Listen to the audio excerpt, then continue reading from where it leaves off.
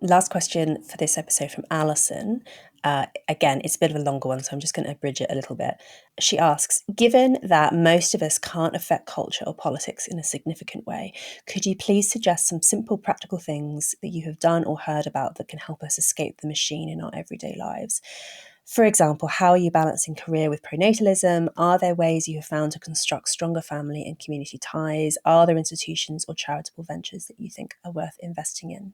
So I'll comment on just one thing that I think is interesting.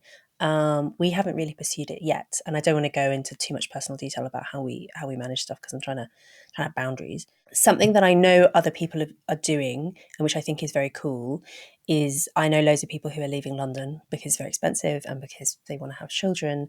I'm aware of families who are coordinating with one another to, I say families, I mean like either young couples who've got one or two young children, or couples who want to have children who are at that point in their lives where they're thinking about moving into the mother phase, who are coordinating with others in order to live nearby. So that's not like a kibbutz.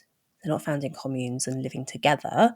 I do know of, I have a friend who I'll have on the podcast soon, actually, because she's written a book, Elizabeth Oldfield, who has tried communal living, so actually owning property with another family, and I'm sure we'll talk about this, being financially entangled with other people, non-relatives, is a big deal. And so they've been very careful to talk absolutely everything through and to have various like exit strategies and things like that. So I don't think I would want to do that. The financial stuff would be really difficult. But in terms of living nearby, so choosing a town or something, choosing a suburb where you all decide to live within a few streets of one another, I think that's the way to do it. I think that is a really practical and doable strategy for trying to reconstruct something like an extended family network for people who don't have extended family networks. So people I know who've done this, some of them are from overseas, so their families aren't here. Some of them just come from very small families, or one or both parents has passed away or whatever, so they don't have that network that they can tap into, and so they're having to reconstruct one for themselves. And obviously you can just move somewhere and join the church, get involved in the PTA, try and reconstruct that, all worth doing.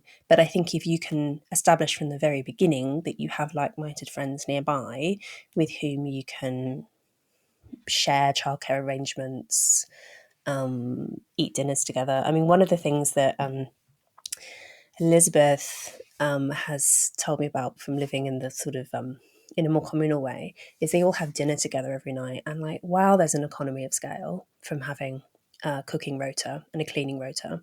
You save so much time from having, say, 4 adults sharing the cooking rather than just the one or two of you. So that's the sort of thing that I think is a practical route that people can take, which again has as Alison says, has nothing to do with having cultural political influence.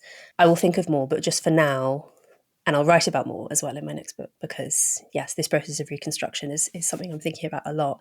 But that's just one example, which I'm personally very interested in pursuing, that I think can actually be really useful.